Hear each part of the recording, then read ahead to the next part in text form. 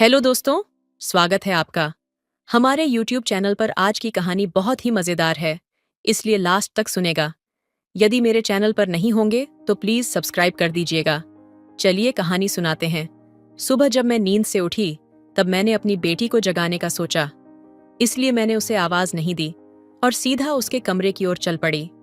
उसके कमरे के पास पहुंची तो देखा कि दरवाज़ा थोड़ा खुला हुआ था। न जाने क्यों मुझे अचानक सावधानी बरतनी पड़ी और दरवाजे के पास जाने से पहले थोड़ा रुक गई। फिर धीरे धीरे कदम बढ़ाते हुए दरवाजे के पास पहुंची और बाहर से ही दरवाजे की दरार से अंदर झांकने लगी। तब अंदर का दृश्य देखकर मेरी हालत खराब हो गई। मेरे पूरे शरीर में सनसनी सी दौड़ गई, क्योंकि कविता बिस्तर पर सोई हुई थी। उसने ब्लैक टी शर्ट और काली टाइट जीन्स पहने हुए थी। तब उसकी टी शर्ट थोड़ी ऊपर उठ गई थी। कहने को तो वह बिस्तर के किनारे पर पड़ी थी और उससे थोड़ी ही दूरी पर मेरा बेटा अंजुमन खड़ा था। वह उसके इतने करीब खड़ा होकर उसे ऊपर से नीचे तक देख रहा था, और वह केवल देख ही नहीं रहा था बल्कि उसका हाथ भी हिला रहा था। हे भगवान, अब मैं क्या करूं? इस लड़के की हरकतें, वह इतना निडर हो गया है कि मेरे घर में होते हुए भी वह कविता के कमरे में जाने की हिम्मत कर रहा है और उसे चुपचाप देख रहा है। और सबसे बड़ी बात तो यह थी कि वह मेरा 21 साल का बेटा अंजुमन था, जो मेरी 25 साल की बेटी कविता को देख रहा था। उसके बाद दिन ब दिन उसकी हिम्मत और बढ़ती जा रही थी। उसकी ये हिम्मत देखकर मुझे और भी ज्यादा डर लगने लगा था कि वह कोई और कदम उठाकर कहीं उसे नुकसान ना पहुंचा दे, जिससे उन दोनों के जीवन का विनाश हो जाएगा। अंजुमन के कविता के प्रति इस तरह के विचार मैंने कभी नहीं देखे थे, लेकिन अब वह बड़ा हो रहा था और मैंने उसकी तरफ ध्यान नहीं दिया था। लेकिन दिन ब दिन वह उसकी तरफ ज्यादा आकर्षित होने लगा था। कविता उससे 4 साल बड़ी थी, इसलिए उसकी दुनिया अलग थी। उसके कॉलेज फ्रेंड सर्कल्स अलग थे, जिनका अंजुमन से ज्यादा संबंध नहीं था। वे दोनों घर में एक साथ होते थे, या जब हमारा परिवार कहीं एक साथ जाता था तब वे एक साथ होते थे। जैसे कि आम भाई बहन एक दूसरे के साथ मस्ती करते हैं, एक दूसरे से शरारत करते हैं और एक दूसरे को तंग करते हैं, वैसे ही वो भी व्यवहार करते थे। कविता हमेशा की तरह उसके साथ खुलकर और बेफिक्र होकर रहती थी। शायद उसकी इस बेफिक्र आदत के कारण अंजुमन के मन में उसके प्रति आकर्षण पैदा हो गया था, और फिर उसकी बेफिक्र का फायदा उठाकर अंजुमन उसके और करीब जाने लगा था। कविता अपनी ही दुनिया में मग्न थी, इसलिए उसे कभी ध्यान नहीं आया कि उसका छोटा भाई उसे किस नजर से देखता था। जब भी उसे मौका मिलता वह उसे देखता रहता, खासकर जब वह झुकी हुई होती या नीचे बैठी होती, तब वह उसे हर एंगल से देखता रहता। वह कोई भी देखने का मौका नहीं छोड़ता था, बल्कि मस्ती करने के बहाने उसे छूने की भी कोशिश करता था। जहां नहीं छूना चाहिए वहां भी टच कर दिया करता। इस तरह जब भी उसे मौका मिलता वह कविता के साथ मस्ती करता और उत्साहित होकर झट से अपने कमरे में भाग जाता। वह कमरे में क्यों जाता था ये मुझे समझने में देर नहीं लगी, और जब भी ऐसा कुछ होता मुझे खुद पर शर्मिंदगी महसूस होती, क्योंकि मेरा अपना बेटा मेरी अपनी बेटी को इस तरह देख रहा था। ये मेरे लिए बहुत शर्मनाक बात थी, और अंजुमन के लिए भी, क्योंकि वह यह काम कर रहा था, और मेरे लिए क्योंकि मैं यह सब देखकर भी कुछ नहीं कर पा रही थी। लेकिन मैं उसे कैसे दोषी ठहराती? मुझे अपने बेटे पर दया आती थी। आज के मॉडर्न जमाने में जहां बच्चों को टीवी, सिनेमा, इंटरनेट और मोबाइल से असीमित जानकारियां मिलती हैं, उसका असर उनके व्यवहार पर पड़ रहा था। ये कैसे संभव है? बुरा तो ये था कि मैंने कभी नहीं सोचा कि वह ऐसा करेगा। मेरे पति कितनी मेहनत करते हैं ताकि हमारे बच्चों को एक अच्छा और सुखी जीवन मिले। जब उन्हें पता चलेगा कि उनके बेटे का मन इस मॉडर्न दुनिया के कारण कितना भ्रष्ट हो गया है, तब उन्हें कितना दुख पहुंचेगा। और मेरे पति से यह बात कहने की मेरी बिल्कुल भी हिम्मत नहीं थी। अगर उन्हें यह पता चल गया तो वह अंजुमन की मानसिकता को समझने की कोशिश भी नहीं करेंगे, और उसे या तो मार पीट कर सुधारेंगे या घर से बाहर निकाल देंगे। इसलिए मैंने सोचा कि अंजुमन के मन की बात कविता को थोड़ा इशारे में बता दूं, ताकि वह उसके साथ सतर्कता से पेश आए। लेकिन इससे यह भी हो सकता था कि उसके मन में अंजुमन के प्रति नफरत पैदा हो जाए और उनके संबंध हमेशा के लिए बिगड़ जाएं। और अगर उसने अंजुमन से कुछ कहा तो अंजुमन गुस्से में आकर कुछ गलत कदम उठा सकता था, जिससे उनका भविष्य बर्बाद हो सकता था।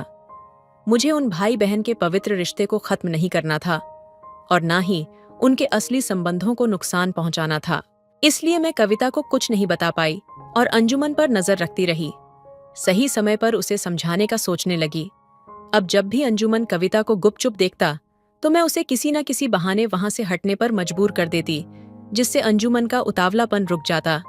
लेकिन आज अंजुमन की हिम्मत देखकर मुझे समझ आया कि अब ठोस कदम उठाने का समय आ गया है। अगर मैंने अंजुमन को समय पर नहीं रोका तो वह कविता की जिंदगी बर्बाद कर देगा। मुझे अब कुछ करना था, लेकिन मुझे समझ नहीं आ रहा था कि अंजुमन की इस हरकत पर क्या कदम उठाऊं। मुझे यकीन था कि अगर मैं उसे सही तरीके से संभालूं तो वह सामान्य हो जाएगा। फिर उस समय मुझे जो सही लगा मैंने वह करने का फैसला किया। अगर मैं अचानक अंजुमन को बिना बताए अंदर जाती तो वह घबरा जाता, और अगर कविता उसे उस हालत में देख लेती तो उसे भी बहुत बुरा लगता। इसलिए मैंने सोचा कि थोड़ा शोर मचा दूं ताकि अंजुमन को पता चल जाए कि मैं अब जाग चुकी हूं। इस तरह वह सावधान हो जाएगा और कविता के कमरे से निकल जाएगा। तब मैंने रसोई में जाकर एक प्लेट गिरा दी, जिससे बड़ा शोर हुआ। मेरी उम्मीद के मुताबिक कुछ ही समय बाद मैंने देखा कि अंजुमन की परछाई पास के रास्ते से गुजर रही थी। उसके जाते ही मुझे राहत महसूस हुई। फिर मैंने कविता को आवाज दी और उसे उठाने के लिए उसके कमरे की तरफ गई। तब मैंने अंदर झांक कर देखा, तब कविता अभी भी सो रही थी। इतनी आवाजें होने के बाद भी कविता नहीं उठी थी। यह देखकर मुझे बड़ा आश्चर्य हुआ। अगर वह इतनी गहरी नींद में सोएगी तो अंजुमन उसे आसानी से देख सकेगा और कोई भी गलत हरकत करेगा। आखिरकार मैंने उसके पास जाकर उसे जगाया। तब उसने देर होने के लिए मुझ पर गुस्सा किया और दौड़कर बाथरूम में चली गई। फिर मैं अपने काम में लग गई। कुछ ही मिनटों बाद मैंने देखा कि अंजुमन कविता के कमरे की तरफ जा रहा था। तब कविता तैयार हो रही थी। ये सोचकर मैंने अंजुमन को रोकने की कोशिश की। मैंने फिर से थोड़ा शोर किया, जिससे अंजुमन को पता चल गया कि मैं आ रही हूं। तब अंजुमन ने मुझे देखा और शर्म से उसकी नजरें झुक गईं। फिर वह जल्दी से अपने रूम में चला गया। मैं कविता के बाहर जाने का इंतजार करने लगी। वह तैयार होकर बाहर आई और मुझे बाएं करके चली गई। तब मैंने अंजुमन को हॉल में बुलाया, लेकिन उसने कोई जवाब नहीं दिया। तब मैं उसके रूम की तरफ गई और देखा कि वह वहां नहीं था। फिर मैंने देखा कि वह बाथरूम में था। तब मैंने दरवाजे के पास जाकर अंदर की आवाज सुनी। फिर मैं वापस हॉल में आकर बैठ गई। कुछ देर बाद अंजुमन बाहर आया और मुझसे पूछने लगा, मम्मी, आपने मुझे बुलाया था क्या? मैंने कहा, हाँ, इधर बैठो, मुझे तुमसे कुछ बात करनी है। मेरे आवाज के टोन से उसने समझ लिया कि मैं किस बारे में बात करने वाली हूं। तब वह बेचैन हो गया और थोड़ा घबरा कर वह मेरे दबे पांव मेरे पास आकर बैठ गया। और तब मैंने उसे डांटना शुरू किया। पहले वह कविता के कमरे में उसे देख रहा था, जिसका मैंने जिक्र नहीं किया, लेकिन बाद में मैंने देखा कि वह उसे बार बार देख रहा है। और पहले भी कई बार मैंने उसे ऐसा करते हुए नोटिस किया था। मैंने उसे इस बारे में खूब डांटा। अब अंजुमन को समझ में आया कि उसकी चोरी पकड़ी गई है और मुझे सब पहले से ही पता है। तब वो डर गया। फिर मैंने उसे धमकी दी कि मैं उसके पापा को बताऊंगी। यह सुनकर वह रोने लगा और बोला, मम्मी प्लीज मम्मी, ऐसा मत करो। ये कहते हुए वह मुझसे माफी मांगने लगा। उसने कहा कि वह ऐसा अब दोबारा कभी नहीं करेगा और मुझसे एक मौका मांगने लगा। अब वह मेरे पैर पकड़कर माफी मांग रहा था। तब मैंने उसे थोड़ा समझाया और बताया कि वह जो कर रहा था वह कितना गलत था और अगर किसी को पता चल गया तो कितनी बदनामी होगी। आखिरकार मैंने उसे यह वादा लिया कि वह अब दोबारा ऐसा नहीं करेगा और उसे डांटना बंद किया। मुझे लगा कि अब वह समझ गया है और फिर ऐसा नहीं करेगा। इसके बाद अंजुमन बिल्कुल सीधा हो गया था। मैंने उसे फिर से कविता को घूरते हुए नहीं पाया और इससे मुझे लगा कि उसने अपनी गलती समझ ली है। ऐसा लगा कि अब वह सुधर गया है। मैंने उसके साथ बातचीत और मेलजोल को 1 महीने तक सीमित रखा ताकि उसे यह एहसास हो कि उसका व्यवहार गलत था। धीरे धीरे सब कुछ सामान्य होने लगा। हम पहले की तरह हंसी मजाक और बातों में मशगूल हो गए। कभी उसके कमरे में, कभी हॉल में बैठकर मस्ती करते। मैं उससे उसके कॉलेज के दोस्तों की कहानियां पूछती और वह बड़े जोश और चाव से मुझे सब कुछ बताता। उसकी बातें सुनकर मुझे खुशी होती और मन हल्का लगने लगता। लेकिन फिर एक दिन मैंने उसे फिर से कविता को देखते हुए पकड़ लिया।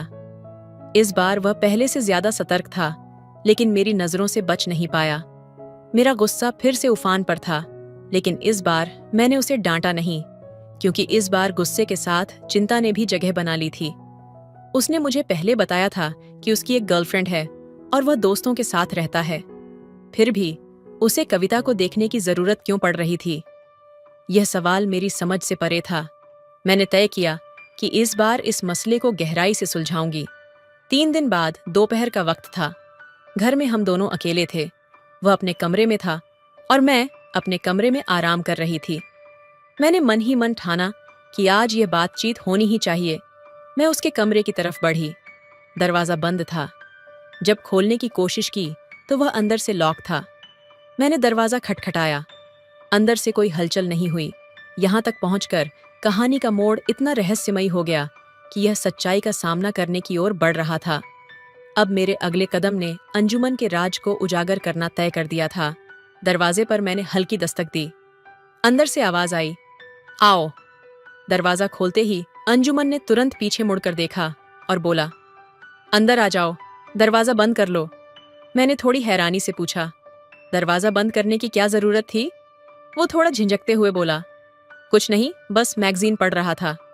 वो बिस्तर के पास बैठा हुआ था और हाथ में मैगजीन पकड़े हुए मुझे दिखाने लगा। लेकिन मेरा दिल कह रहा था, ये बात कुछ और है। मैंने थोड़ा मुस्कुराते हुए कहा, अगर बस पढ़ रहे थे तो दरवाजा क्यों बंद किया? उसने नजरें चुराते हुए कहा, ऐसी कोई बात नहीं है। देखो, ये मैगजीन कॉलेज की पत्रिका है। मैं उसके बिस्तर के पास बैठ गई और कहा, क्या पढ़ रहे थे इसमें? उसने मैगजीन खोलकर एक लेख दिखाया। मैंने उसे पढ़ने की कोशिश की, लेकिन मेरा ध्यान लेख से ज्यादा उसकी झिंझक पर था। मैंने कहा, बताना तो सही, इसमें ऐसा क्या खास है जो इतना ध्यान लगा रहे हो? वो थोड़ा शांत हो गया। शायद वो कुछ छिपा रहा था, या शायद उसे यकीन नहीं था कि मुझे क्या बताना चाहिए। मैंने माहौल को हल्का करने के लिए कहा, चलो मुझे भी पढ़ाओ, फिर मैं बताऊंगी क्या खास है। मैं उसके पास बिस्तर पर लेट गई। अंजुमन पीठ के बल लेटा हुआ था। हमारी आंखें मिल गईं। उसकी आंखों में एक अजीब सी बेचैनी थी। हमने साथ में वो लेख पढ़ा। लेख खत्म होते ही उसने कहा, इसमें और कुछ खास नहीं है। तुम क्या पढ़ना चाहती हो? मैंने हल्के से मुस्कुराते हुए कहा, मुझे सिर्फ ये जानना है कि तुम क्या सोच रहे हो। उसने मुझे मैगजीन थमाई। मैंने बिस्तर के किनारे पर लेटते हुए मैगजीन को पढ़ने की कोशिश की, लेकिन अचानक मेरा संतुलन बिगड़ गया। अंजुमन ने तुरंत मुझे पकड़ने के लिए अपना हाथ बढ़ाया, पर अचानक उसका हाथ गलती से मेरी कमर पर गलत जगह छू गया। उसकी आंखों में झिझक और माफी साफ दिख रही थी। उसने तुरंत दूसरा हाथ बढ़ाकर मुझे संभाला और कहा, सॉरी, मैं बस तुम्हें गिरने से बचा रहा था। मेरे होंठों पर एक हल्की मुस्कान आई। मैंने धीरे से कहा, कोई बात नहीं। उस पल की नजदीकी में कमरे में सन्नाटा छा गया। वो पल जितना अजीब था, उतना ही दिलचस्प भी। हम दोनों की नजरें फिर से मिलीं। मैं उसकी आंखों में कुछ और देख रही थी, शायद एक छिपी हुई सच्चाई, शायद एक एहसास जो अब तक अनकहा था। मैंने मुस्कुराते हुए कहा, अंजुमन, तुमसे कुछ बात करनी है। उसने तुरंत पूछा, क्या? मैंने उसकी तरफ झुकते हुए कहा, कविताओं के बारे में, और तुम्हारे दिल की कविताओं के बारे में। कमरे में धीरे धीरे एक नर्म सी रोमांटिक ऊर्जा महसूस हो रही थी। अंजुमन मुस्कुरा दिया, और शायद अब वो भी जानता था कि ये बातचीत अब सिर्फ कविताओं तक सीमित नहीं रहेगी। शाम का सन्नाटा चारों ओर छाया हुआ था। हल्की हल्की हवा के झोंकों के साथ खिड़की के पर्दे लहरा रहे थे। मैं किताबों के शेल्फ के पास खड़ी थी, तभी अचानक मेरा पैर फिसल गया। इससे पहले कि मैं जमीन से टकराती, एक मजबूत हाथ ने मेरी कलाई थाम ली। ध्यान से। उसकी आवाज में घबराहट थी, लेकिन उसके स्पर्श ने मेरे दिल की धड़कनों को तेज कर दिया। मैंने खुद को संभाला और उसकी ओर देखा। अंजुमन का चेहरा घबराहट से भरा हुआ था। उसकी मासूम आंखों में चिंता साफ झलक रही थी। मम्मी, वह लड़खड़ाते शब्दों में कुछ कहना चाहता था। मैंने मुस्कुराते हुए माहौल को हल्का किया। अरे, कोई बात नहीं बेटा, तुम्हारा शुक्रिया। अगर तुम नहीं होते तो मैं जरूर गिर जाती। उसकी घबराई हुई मुस्कान अब खिलखिलाहट में बदल गई। माहौल में एक सुकून सा भर गया। थोड़ी देर बाद मैंने उससे कहा, अंजुमन, यह मैगजीन मुझे पढ़कर सुनाओ। छोटे अक्षर मुझे ठीक से दिखाई नहीं देते। वह तुरंत तैयार हो गया। उसने मैगजीन उठाई और पढ़ने लगा। उसकी आवाज में एक मासूमियत थी जो मुझे अंदर तक छू गई। मैं चाहती थी कि वह और आराम से पढ़े, इसलिए मैंने अपना हाथ उसके सिर के नीचे रखा और उसे पास खींच लिया। वह कहानी पढ़ रहा था और मैं उसकी आवाज के उतार चढ़ाव में खो गई थी। उसकी मासूमियत, उसकी लगन, सब कुछ मुझे मोह रहा था। अब आगे तुम पढ़ो, उसने मुस्कुराते हुए कहा। मैंने मैगजीन अपने हाथ में ली और अगले पन्ने पलटने लगी। उसकी उपस्थिति मेरे पास एक अलग सी गर्माहट ला रही थी। तभी मैंने हल्की हलचल महसूस की। उसने अनजाने में अपना पैर मेरे पैर पर रखा था। मैं चौंकी, लेकिन उसकी मासूमियत पर मुस्कुरा दी। उसकी हरकतें मुझे एक नई तरह की भावनाओं में डुबो रही थीं। मैं सोचने लगी कि कैसे बचपन की मासूमियत और अनजाने भाव धीरे धीरे जीवन के रोमांचक सफर की ओर इशारा करते हैं। सन्नाटे के दायरे में अंजुमन और मैं, कमरे में गहरी खामोशी थी, जैसे वक्त ने खुद को रोक लिया हो। अंजुमन का व्यवहार मुझे असमंजस में डाल रहा था। मन में हलचल हो रही थी, एक तूफान जो शांत दिखते समुद्र के नीचे बेकाबू था। मैंने सोचा, क्या ये पल सही है? क्या मैं इसे खत्म कर दूं? लेकिन जैसे कोई अदृश्य शक्ति मुझे जकड़ रही थी। मैं मैगजीन थामे नाटक करती रही, पर अंदर ही अंदर महसूस कर रही थी कि इस माहौल में कुछ असामान्य था। उसकी मौजूदगी का प्रभाव मुझ पर गहराता जा रहा था। वक्त थमा सा लगा। कुछ मिनट बीते, लेकिन वह वक्त घंटों की तरह भारी लग रहा था। आखिरकार मैंने खुद को संभालने की कोशिश की। एक गहरी सांस लेते हुए मैं अंजुमन की ओर मुड़ी और धीमे लेकिन दृढ़ शब्दों में कहा, अंजुमन, मुझे ऐसा लग रहा है जैसे मेरा हाथ जाम हो गया है। उसने मेरी तरफ देखा। उसकी आंखों में सवाल थे, शायद असमंजस भी। मैंने हल्के से उसका हाथ अपने पेट से हटाया और धीरे से खुद को उससे दूर कर लिया। मेरे दिल की धड़कनें तेज थीं, लेकिन मैंने अपनी हिम्मत नहीं खोई। क्या तुम मेरे लिए एक गिलास पानी ला सकते हो? मैंने पूछा। अंजुमन कुछ पल तक खामोश रहा, फिर उठकर बाहर चला गया। उसकी अनुपस्थिति ने मुझे राहत की सांस लेने का मौका दिया। मुझे महसूस हुआ कि हमें दोनों को कुछ समय चाहिए। जब वह वापस आया, उसके हाथ में पानी का गिलास था। मैंने उसकी ओर देखा। वह अब थोड़ा सामान्य लग रहा था। मैंने गिलास लिया और जल्दी जल्दी पानी पिया, जैसे उससे राहत की बूंदें मिल रही हों। अंजुमन ने गिलास वापस किनारे पर रख दिया और बिस्तर पर मेरे पास बैठ गया। उसके चेहरे पर हल्की झिझक और मेरे अंदर बाकी सवाल, लेकिन वह खामोशी अब बोझिल नहीं थी। यह एक नया आरंभ था, शायद हमारे रिश्ते की एक नई परत। तो अब? मैंने मुस्कान के साथ पूछा। हमने हल्की बातचीत शुरू की। धीरे धीरे कमरे की खामोशी में मिठास घुलने लगी, लेकिन दिल के कोने में यह एहसास था कि यह सिर्फ एक अध्याय था। पूरी कहानी अभी बाकी थी। रात के सन्नाटे में जब अंजुमन से मेरी बातें हो रही थीं, तो बातचीत कविता के विषय पर आ गई। मैंने उससे सीधे सवाल किया, तुमने फिर से कविता को देखना क्यों शुरू किया? अंजुमन ने पहले थोड़ी झिझक दिखाई और बात को टालने की कोशिश की, लेकिन मैंने उसे उदाहरण देकर समझाया कि मैंने कैसे महसूस किया था कि वह उसे देख रहा था। आखिरकार उसने स्वीकार किया कि मैं गलत नहीं थी। हालांकि उसने यह भी कहा कि उसकी नीयत में कोई खोट नहीं थी। मैंने उसकी बातों को हल्के अंदाज में लिया और मुस्कुराते हुए कहा, देखो अंजुमन, अगर फिर से ऐसा हुआ तो इस बार मैं तुम्हें इतनी आसानी से माफ नहीं करूंगी। उसने भी मुस्कुराकर वादा किया कि वह अब ऐसा कुछ नहीं करेगा। इसके बाद हमारी बातचीत दूसरे विषयों पर शिफ्ट हो गई। थोड़ी देर बाद मैंने कहा, अब मुझे जाना चाहिए, और मैं उसके कमरे से निकलकर अपने कमरे में आ गई। अपने कमरे में आते ही मैंने बिस्तर पर बैठकर उस पूरी घटना पर विचार करना शुरू किया। अंजुमन की आंखों और उसके हाव-भाव ने मुझे कहीं गहरे प्रभावित किया था। मैं आईने के सामने खड़ी हो गई और खुद को गौर से देखने लगी। मन में सवाल उठा, क्या मेरे और अंजुमन के बीच एक अनकहा जुड़ाव है? और जवाब मिला, शायद हाँ। इस एहसास ने मेरे भीतर एक अजीब सी हलचल मचा दी। मुझे समझ आ गया था कि मुझे अंजुमन का ध्यान कविता से हटाना होगा।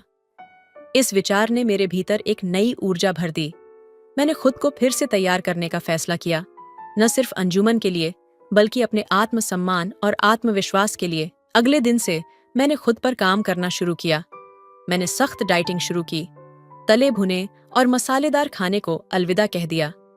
हर सुबह योगा और एक्सरसाइज मेरे रूटीन का हिस्सा बन गए।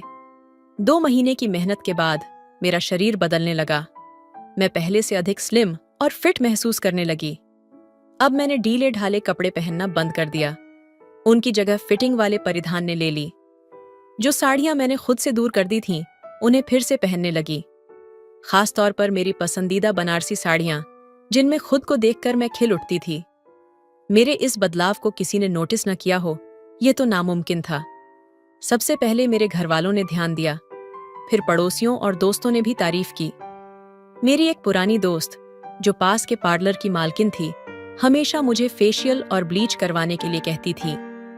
अब मैंने उसकी सलाह मानी और खुद को और निखारने के लिए पार्लर जाने लगी। मेरे बालों को नई स्टाइल और रंग देकर मैंने अपने व्यक्तित्व में एक और नयापन जोड़ा। जब मैं आईने में खुद को देखती तो यह नई मैं पहले से कहीं ज्यादा आत्मविश्वास से भरी नजर आती। 1 महीने के भीतर मेरा रूप रंग पूरी तरह बदल चुका था। अब मैं न केवल अपनी उम्र से कम दिखने लगी थी, बल्कि मेरे अंदर का आत्मविश्वास भी छलकने लगा था। सबने मेरी तारीफ की और मुझे महसूस हुआ कि मैंने खुद को फिर से पा लिया है। यह बदलाव न केवल बाहरी था, बल्कि आंतरिक भी। मैं अब जानती थी कि मैं अंजुमन के मन को कविता की ओर से मोड़कर अपने प्रति आकर्षित कर सकती हूँ। लेकिन यह सब करते हुए मैंने एक चीज सीखी, खुद से प्यार करना सबसे जरूरी है। इस नई यात्रा ने मुझे यह एहसास दिलाया कि असली ताकत अपने भीतर झांकने और खुद को स्वीकारने में है।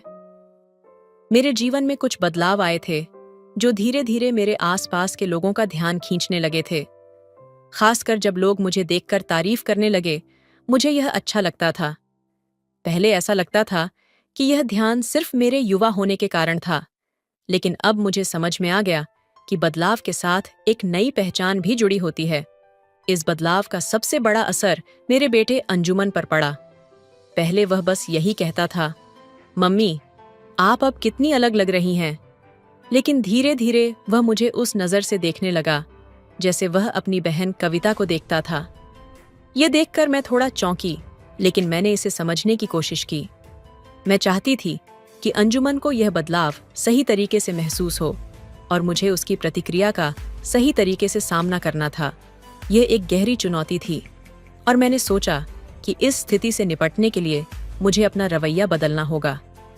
मैंने खुद को यह समझाया कि अगर मैं अपने रिश्ते को सही दिशा में ले जाना चाहती हूँ, तो सबसे पहले मुझे अपनी आत्मसमझ और आत्म आदर को बढ़ाना होगा। मैंने महसूस किया कि जब मैं खुद के प्रति प्यार और आदर रखती हूँ, तो वह मेरे बेटे को भी सकारात्मक रूप से प्रभावित करता है। अंजुमन और मैं दोनों एक दूसरे से खुलने लगे। मैंने उसे यह सिखाने की कोशिश की कि जीवन में खुद से प्यार करना और अपनी पहचान को समझना कितना जरूरी है। हम दोनों के बीच अब पहले से ज्यादा विश्वास और समझ थी। अब वह मुझसे अपनी परेशानियों और सवालों के बारे में खुलकर बात करता था और मैं भी उससे अपनी जिंदगी की छोटी छोटी बातें साझा करती थी। हम दोनों ने समझा कि एक दूसरे की भावनाओं का सम्मान करना और उनके विचारों को समझना रिश्ते को मजबूत बनाता है। एक दिन जब अंजुमन ने मुझे बताया कि मैं पहले से ज्यादा सुंदर लगने लगी हूँ, तो मेरे दिल में एक नया विश्वास पैदा हुआ। मुझे महसूस हुआ कि बदलाव सिर्फ बाहरी नहीं, बल्कि आंतरिक भी होता है। ये बदलाव हमारी रिश्तों की समझ और एक दूसरे के प्रति सम्मान को और गहरा करता है। अंजुमन, मैंने उसे प्यार से कहा, तुम हमेशा याद रखना कि हर बदलाव के पीछे एक मकसद होता है। मैंने ये सब कुछ इसलिए किया ताकि तुम समझ सको कि खुद का ख्याल रखना और खुद को प्यार करना कितना जरूरी है।